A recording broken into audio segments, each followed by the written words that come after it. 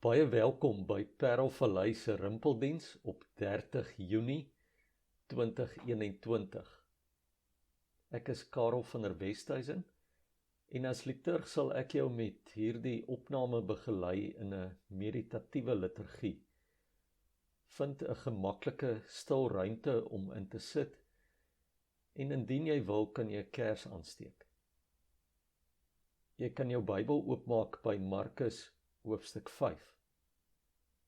Ons gaan lees vanaf vers 21 tot 43, wat ook die afgelope Sondag die fokusteks in die erediens was.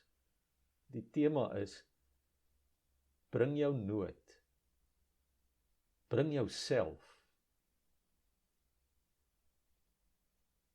'n 3 minute stilte gaan nou volg, waar tydens jy die teks 1 of meer kere kan stil lees en stil staan by dit wat die Here op jou hart lê. Daarna volg 'n voorlesing van die teks wat gepaard gaan met 'n uitbeelding daarvan in die Lumo film van Markus se evangelie.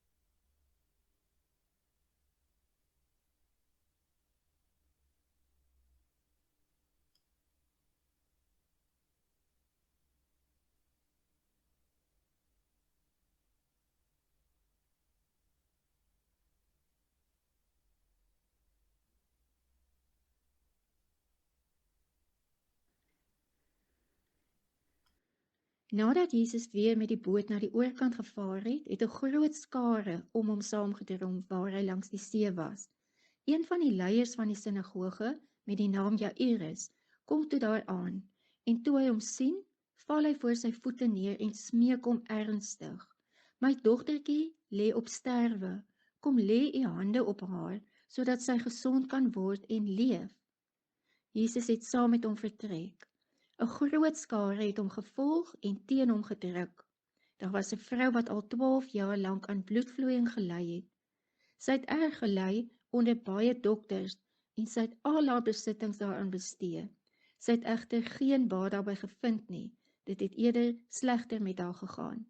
En toe sy van Jesus hoor, het sy in die skare van agter afgekom en aan sy boekleed geraak. Want, het sy gesê, as ek maar net aan sy boekleed kan raak, sal ek gesond word. Die oorsaak van haar bloeding het toe dadelik opgehou en sy het aan haar liggaam gevoel dat sy van haar kwaal genees is.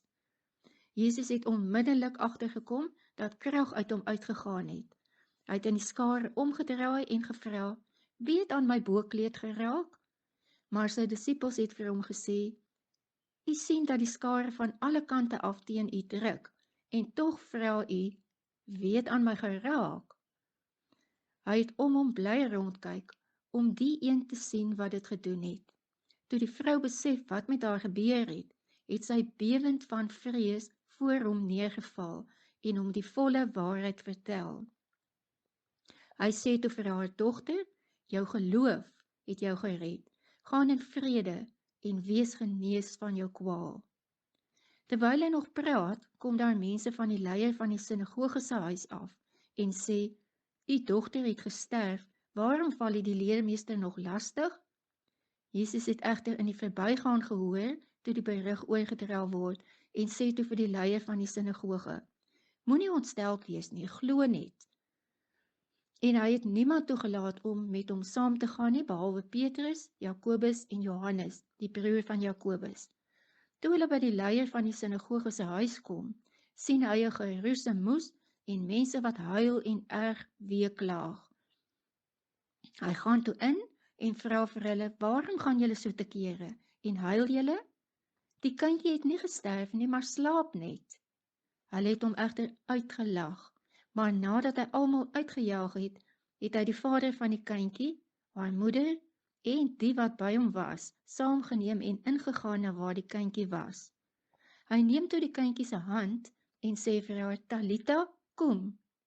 Wat as dit vertaal word beteken, dogtertjie, ek sê vir jou, staan op. Dadelik het die dogtertjie opgestaan en begin loop. Sy was 12 jaar oud. Hulle was stom van verbasing. Hy het hulle streng opdrag gegee dat niemand dit moes weet nie en gesê dat hulle vir haar iets te ete moes gee.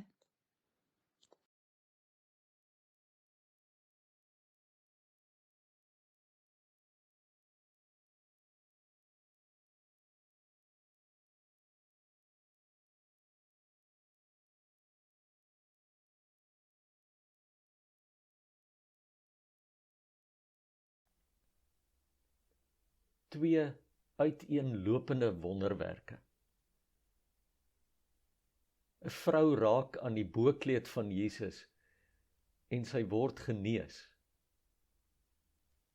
'n Dogtertjie word deur Jesus uit die dood opgewek met die woorde, Talita, kom.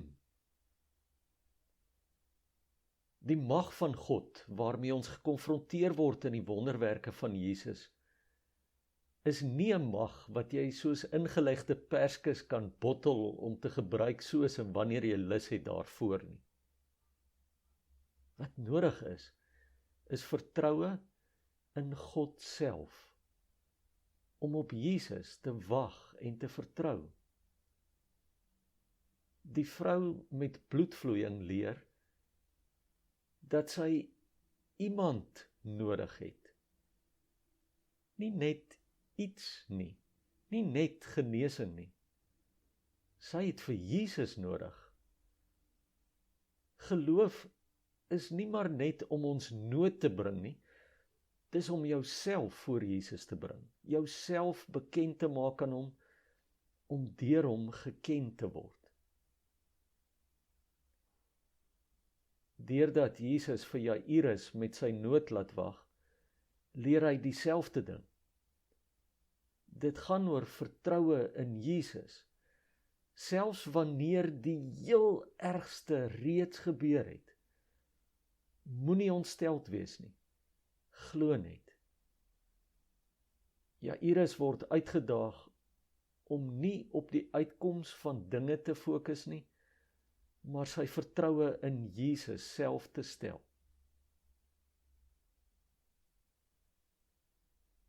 Ek wonder Wat beteken dit vandag vir jou?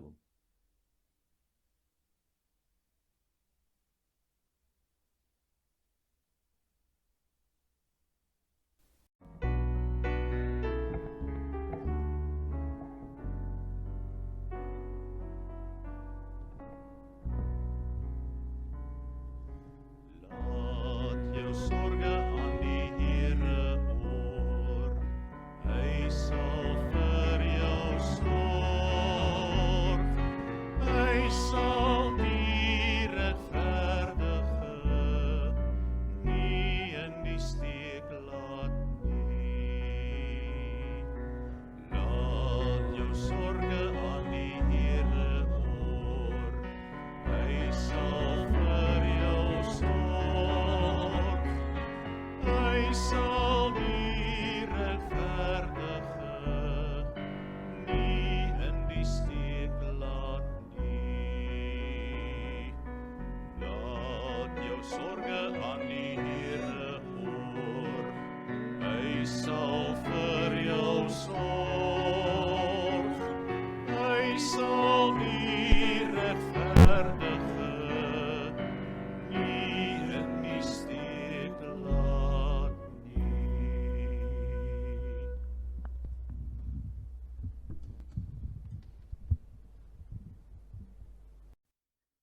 Eer aan die Vader en aan die Seun en aan die Heilige Gees, soos dit in die begin was, so ook nou en altyd, tot in alle ewigheid.